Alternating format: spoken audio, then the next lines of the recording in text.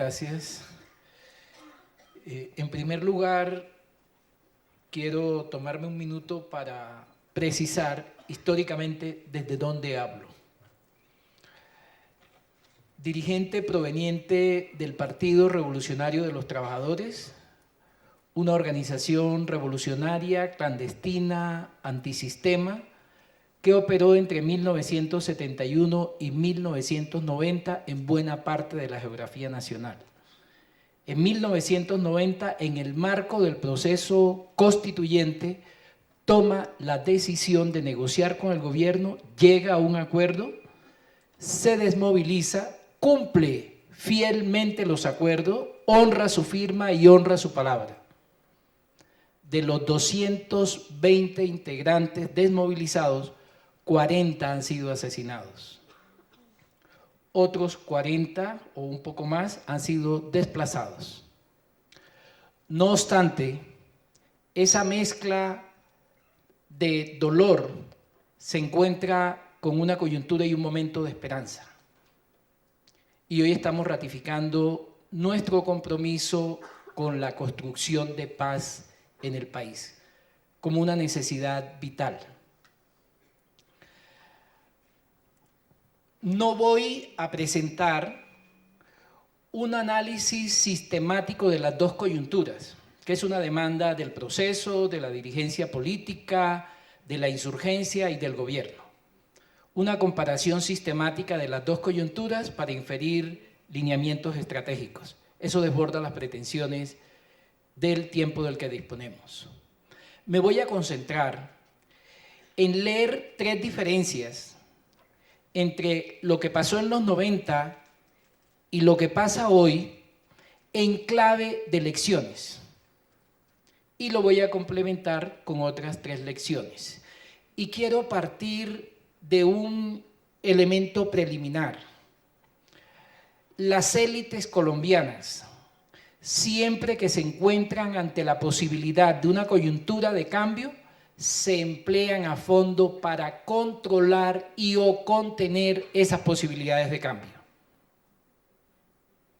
Ese fue el comportamiento en los 90 y ese es el objetivo esencial de Juan Manuel Santos hoy. Lo digo y lo enfatizo por una razón. Con frecuencia escuchamos a líderes reclamándole al presidente Santos lo que no va a dar, lo que no es de su naturaleza. El Consejo Nacional de Paz no funciona, no van a ser financiadas las campañas del campo de la izquierda, los demócratas, los independientes, los revolucionarios, por una razón sencilla. No va a desatar unas fuerzas que pueden apuntar a la configuración de una coyuntura de cambio que es contraria a sus intereses y a sus propósitos. Ese es el marco en el cual actuamos. Unas élites con esas prerrogativas, con esas pretensiones. En ese contexto, aclarado ese rasgo preliminar y contrastado con una característica relativamente estable de las élites, debemos destacar una primera diferencia sustancial. Los procesos de los 90 no contaron con una oposición radical de fracciones del establecimiento ni de la estructura política como la que debe enfrentar este proceso. Este proceso enfrenta una oposición radical y sistemática de un proyecto político de extrema derecha, con anclajes y articulaciones a la extrema derecha latinoamericana y norteamericana, con articulación a fracciones políticas nacionales y regionales, con capacidad para articular sectores no solo informales, también ilegales. Y esa potencialidad nos genera una restricción que debemos consultar. Pero adicionalmente, un recurso de poder importante del proyecto de la extrema derecha es la corriente de opinión política estable y amplia con la que cuenta su máximo dirigente.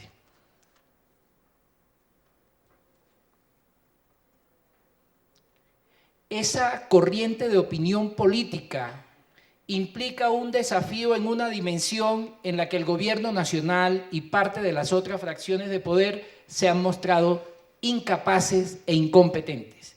El mundo de las subjetividades, las percepciones, las opiniones, las creencias, los sentimientos. Ese es el territorio donde está emplazada la confrontación y es un territorio en el que la derecha, distinta a la extrema derecha como subcampo, el conjunto de la derecha y otras expresiones tienen incapacidad para interpretar la sociedad colombiana y agenciar procesos de movilización, o mejor, para no hablar en términos absolutos, no son capaces de contener las potencialidades de la extrema derecha para conectarse con sectores y agenciar su movilización. Y el campo de los demócratas, los independientes, los sectores alternativos, la izquierda, la insurgencia, los revolucionarios, no logra asimilar plenamente los métodos, los procedimientos, los requerimientos para disputar en ese terreno. Y lo digo producto de una experiencia trabajando con líderes de izquierda como candidatos presidenciales. Hay una restricción muy fuerte, de tal suerte que, si me permiten traducir en lección esta primera diferencia, necesitamos dar un salto cualitativo para ser capaces de comprender, y esto se complementa con el planteamiento de fondo que hace Vera, en el sentido de la movilización no es la conversación entre nosotros, es lo que pasa con la sociedad. Nosotros en las reuniones a las que asistimos estamos los mismos casi siempre. Yo decía en una reunión, algunos amigos se molestaron de una organización, por supuesto, no voy a decir el nombre de la organización, pero dije, la próxima vez que se haga una asamblea, esto es una asamblea de la tercera edad y los protagonistas van a ser las balas de oxígeno, etcétera, porque no hay renovación de liderazgos, porque es una cosa entre nosotros y no toca a la sociedad. Y es tan fuerte lo que dice Vera, que desde el punto de vista estratégico en lo político y de lo que se trata, es de interpretar a la sociedad para movilizarla. Nosotros venimos de una tradición en la formación, en los procesos revolucionarios en los 80, 70, 80. Es que teníamos una visión y de lo que se trataba era de mostrarle esa visión a la sociedad.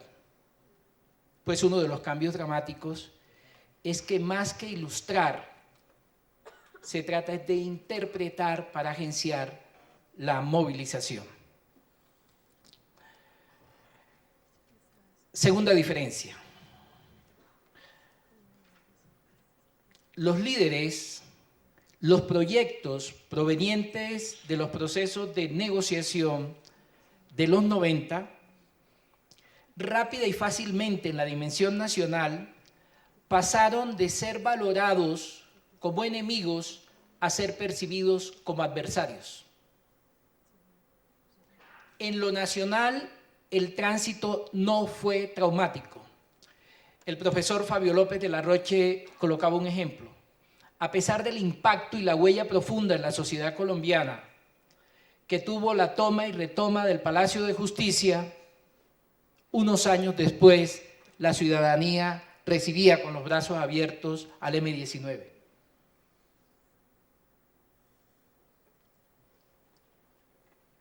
Eso tuvo manifestaciones diferenciadas en lo regional, por supuesto. Élites regionales colocaron al mando la intolerancia y la mayoría de las organizaciones, no solo el PRT, el Frente Popular, el EPL, el M-19, fueron afectados por la muerte o el desplazamiento de sus militantes o de su influencia social y política. Pero el fenómeno en la dimensión nacional se generó produciendo ese cambio. Y aquí tomo prestado el título de un reciente artículo del profesor Carlos Medina Gallego para parafrasearlo, intentando proponer un criterio guía para la construcción de paz en el contexto actual. Se requiere transformar el enemigo en adversario político como puente necesario para transitar de la guerra a la paz. Si no hay ese tránsito de dejar de verlos como enemigos para considerarlo adversario político, vamos a tener dificultades. Y hoy esto es muy fuerte porque en el país se ha instalado en los imaginarios sociales una asimetría moral. El establecimiento, el sistema de medios y, por supuesto, con algún nivel de colaboración de las FARC, lograron elevar a las FARC a la categoría de detentadora del monopolio de la crueldad.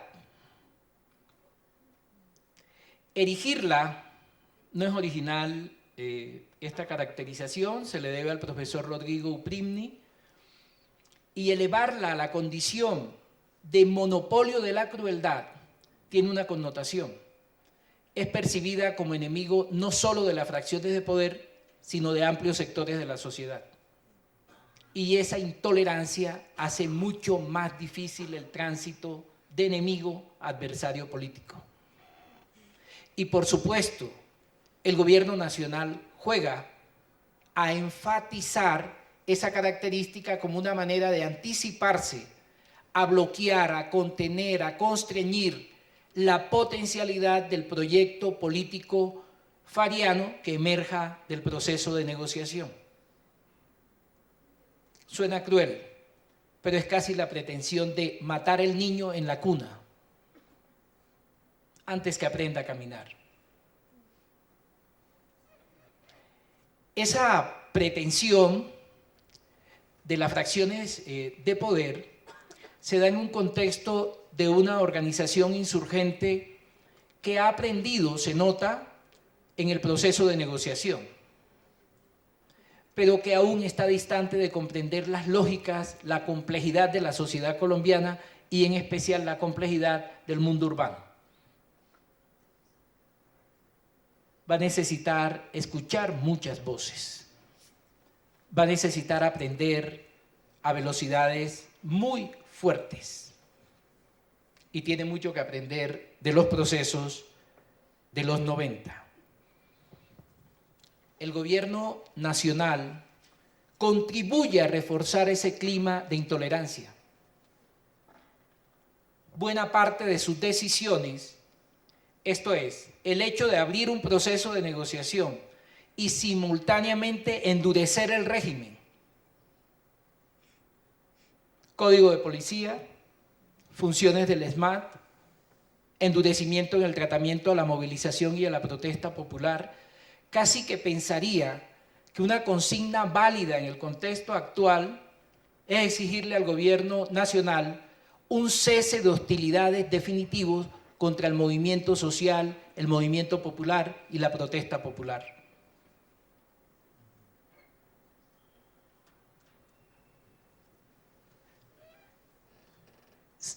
Si en ese juego, porque es un juego para el gobierno desde el punto de vista del comportamiento estratégico, endurece el régimen, está enviando un mensaje bastante fuerte. Si la firma del acuerdo final, que abre un periodo de transición, viene acompañada de movilizaciones, están notificados cómo los vamos a tratar. Están advertidos. El mensaje es nítido, las últimas movilizaciones, el tratamiento que se les ha dado es contundente. De tal manera que en eso necesitamos que el movimiento social, los líderes políticos, quienes son capaces de conectarse y reproducir y ensanchar corrientes de opinión política, desde la política, desde la academia, desde la vida cotidiana, necesitamos construir una democracia que las fracciones de poder no van a construir. Yo creo que si un mensaje debe ser claro a las FARC es no se hagan ilusiones con que a partir del acuerdo o por el acuerdo mismo, fracciones de poder van a transitar a echarse al hombro la tarea de construir democracia y construir paz. Nada que hacer. Nos tocó a nosotros. Le toca al campo de los demócratas, los independientes, los sectores alternativos, la izquierda, amplios sectores de la sociedad. No es una tarea que esté en la agenda de las fracciones de poder. Y por supuesto, eso tiene una implicación. En varios momentos se ha tocado la demanda, la necesidad que tenemos de una profunda transformación en la cultura política colombiana.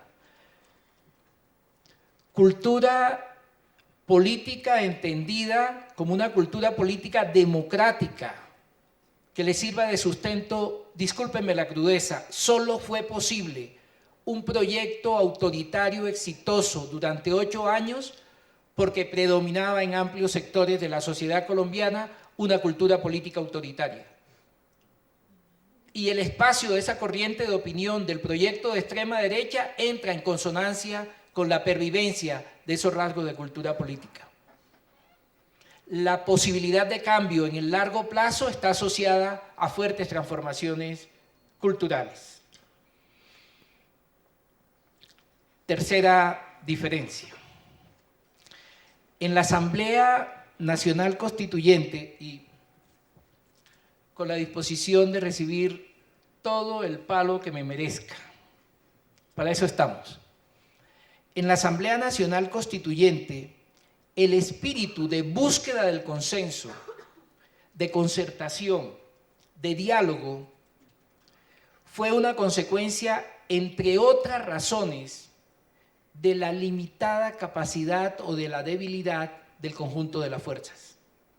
Nadie tenía posibilidad de imponerse hegemónicamente. Y esa característica, una especie de empate negativo, nadie tiene capacidad de imponerse hegemónicamente. Hubo escarceos de parte del Partido Liberal. La capacidad política de Antonio Navarro permitió neutralizarlo rápidamente, pero esa variable tuvo una fuerte incidencia. Y hay un elemento que quisiera destacar. Eso llevó a que se generaran en los campos ideopolíticos, derecha, izquierda, interrelaciones y acuerdos que traspasaban las fronteras para adoptar decisiones. Hubo también un espíritu pragmático en muchas de las decisiones. De ahí derivo una lección. La posibilidad de construir acuerdos, construir consensos, adoptar fórmulas pragmáticas, está fuertemente asociada al reequilibrio de fuerzas. Porque la Constitución como pacto político es una fotografía de la correlación de fuerzas en ese momento político. Por eso tiene un componente de carta de derechos y por otro lado constitucionaliza el modelo neoliberal. Nadie tenía capacidad para hegemonizar de tal manera que todos estaban forzados a buscar acuerdos. Y eso en el contexto actual implica que buscar reequilibrio de fuerzas entre los campos implica una tarea esencial para el campo de la izquierda, de los demócratas, de los independientes. Es proveernos de una plataforma de articulación. Voy a enfatizar, no hablo de unidad. Hablo de una plataforma de articulación que permita la libre entrada y salida puntualmente dependiendo el tema, el asunto, el territorio, el problema en el que se pueden articular los intereses, las demandas, las agendas. porque esa plataforma puede propiciar un reequilibrio de fuerzas entre los campos. Nos comentaba el magistrado Armando Novoa la decisión que acaba de tomar Andrés Pastrana. Bienvenido a la lucha. Bienvenido a la confrontación. Porque estas tres diferencias nos muestran un primer norte. Esa pregunta que asomabas, la que bloqueamos con la jugada, esa pregunta es una pregunta que tenemos que apostar a ser imposible. Por supuesto, no sé si estoy catastrófico hoy, pero si uno sigue una línea de análisis detallada, lo que puede encontrar al mismo tiempo es que una derrota contundente al uribismo puede terminar incentivando una alianza Uribe-Germán Vargas.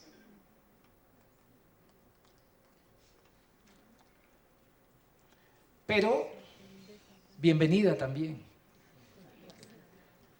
A la larga, el subcampo de la extrema derecha puede ser una manera que nos muestra en algunas fracciones del centro y del establecimiento de qué están hechas.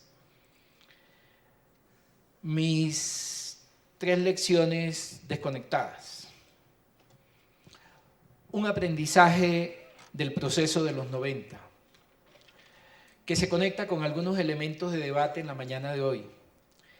La sostenibilidad de los pactos, en especial de los pactos cuando son pactos políticos en una constitución, dependen fuertemente del desarrollo y la reglamentación. Vale decir, en mi hipótesis, las evaluaciones sobre la Constitución Política del 91 pecan al dejar de lado una variable esencial. La Constitución Política del 91 fue reglamentada por sus enemigos. Relativamente fácil soñar, pero si es otra la composición del Congreso, otra sería nuestra historia. Los pactos, su sostenibilidad depende de la reglamentación. Y la reglamentó la clase política tradicional, a la que en el proceso constituyente, en la Constitución, en la constituyente, se tenía como uno de los focos del representativo de los vicios que era necesario superar. Eso significa que en realidad nos quedamos sin conocer plenamente la potencialidad transformadora de la Constitución Política del 91. Esto no busca negar las transformaciones que indujo la Constitución Política del 91. Esto lo que sugiere es que su potencialidad transformadora va mucho más allá de lo que conocemos. Segunda lección complementaria. Aprendimos en los 90 que la calidad de la democracia participativa no la determinan los espacios de participación, sino la vinculación de los espacios de participación con los centros de decisión. Todos fuimos testigos de la ola de participación inmediatamente después de promulgada la Constitución Política del 91. 91, 94, quizás 95, hay un entusiasmo, hay una motivación por la participación. Pero los escenarios de participación no inciden en los procesos decisionales. Y el ciudadano aprende. Y se produce aprendizaje social. Buena parte de la ciudadanía constata que el escenario de participación bien, pero lo que resuelve es la relación clientelar.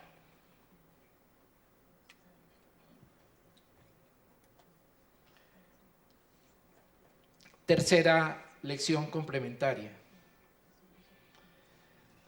Aprendimos, y aquí tengo una amable discrepancia con Vera, aprendimos que los liderazgos mediáticos, que los juegos de seducción mediática del establecimiento, que convencen a los líderes que ellos son mucho más que la organización de la que forman parte, que le crea la sensación de simplemente basta con que usted se muestre, se exhiba, y entonces se produce un tránsito perverso del proyecto político a la carrera profesional como líder político.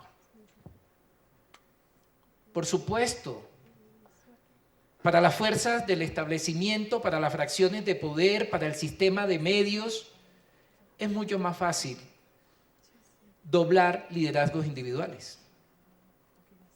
Es mucho más difícil con estructuras orgánicas. No sé si les pasó igual, no he conversado de eso, pero la comisión negociadora del gobierno en los procesos de negociación, en el caso particular del PRT, y entiendo que con otras organizaciones, la insistencia era la disolución orgánica.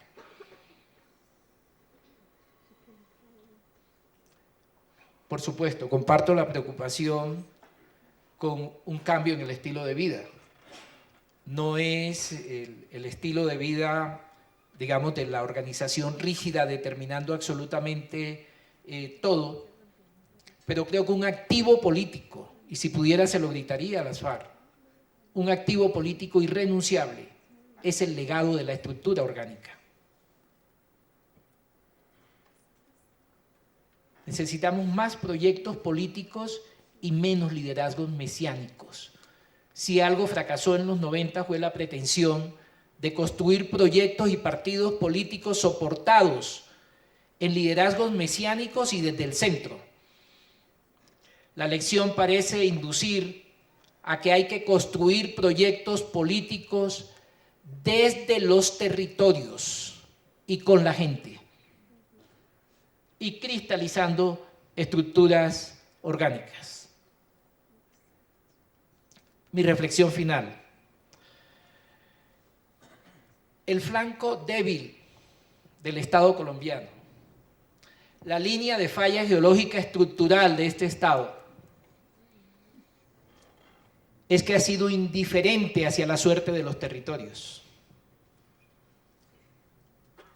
Las fracciones de poder se han concentrado históricamente, se han preocupado por los grandes centros metropolitanos. La única razón, desde mi perspectiva, por la cual hoy Juan Manuel Santos y las fracciones de la coalición de paz se interesan en una negociación con las FARC es porque el desprecio a los territorios y a la provincia, hacia los cuales las élites desarrollaron un sentimiento, un sentido, una valoración de economía de enclave. Los territorios son para extraer riquezas y punto.